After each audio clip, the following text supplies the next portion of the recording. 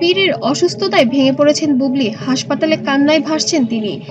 আমি তো তখন তাকে ছাড়া হি ইজ মাই ওয়ার্ল্ড। সে যা বলছে, সে যা দেখে কাঁদছে পুরো দেশ। দর্শক, এই মুহূর্তে যে দৃশ্যটি আপনি দেখতে যাচ্ছেন তা গোটা বাংলাদেশকে কাঁপিয়ে দিয়েছে।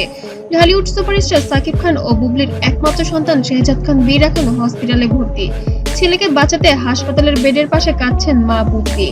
রাতে হঠাৎ বীরের জ্বর ও তীব্র ব্যথা শুরু হয় পুরো শরীরে। চোখের সামনে ছেলেকে কষ্টে ছটফট করতে দেখে হতভম্ব শবনম বুবলি। দ্রুত তাকে ঢাকার নামকরা হসপিটালে তাকে ভর্তি করা হয়। চিকিৎসকরা জানান বীরের কিডনিতে সমস্যা ধরা পড়েছে।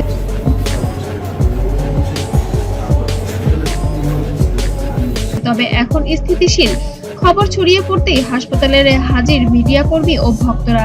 তবে সবাইকে অবাক করে দিয়ে বুবলি চুপচাপ বসেছিল, মাথায় হাত বুলাচ্ছিল ছেলের। কাঁদছিলেন অনেক বেশি। এক পর্যায়ে চোখের জল থামাতে না পেরে বলেন, আমার বীরটাকে বাঁচাও আল্লাহ। এই দৃশ্য ছড়িয়ে পড়তেই সোশ্যাল মিডিয়ায় পড়ে যায় ঝড়। বুবলির এই কান্নার ফুটেজ ছড়িয়ে পড়েছে পুরো সোশ্যাল মিডিয়া জুড়ে। খবর পড়ে ছুটে আসেন সাকিব খান।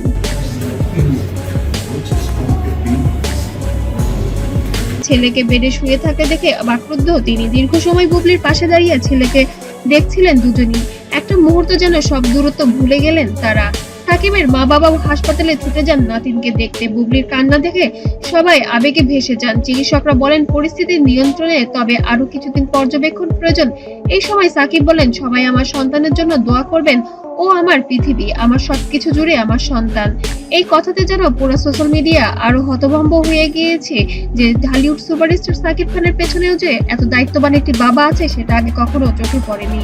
একজন মা বাবার কষ্ট দেখা যায় না। আল্লাহ বীরকে দ্রুত সুস্থ করে দিন। ভিডিওর নিচে লাখ লাখ কমেন্ট ও হাজার হাজার শেয়ার পড়ে গিয়েছে।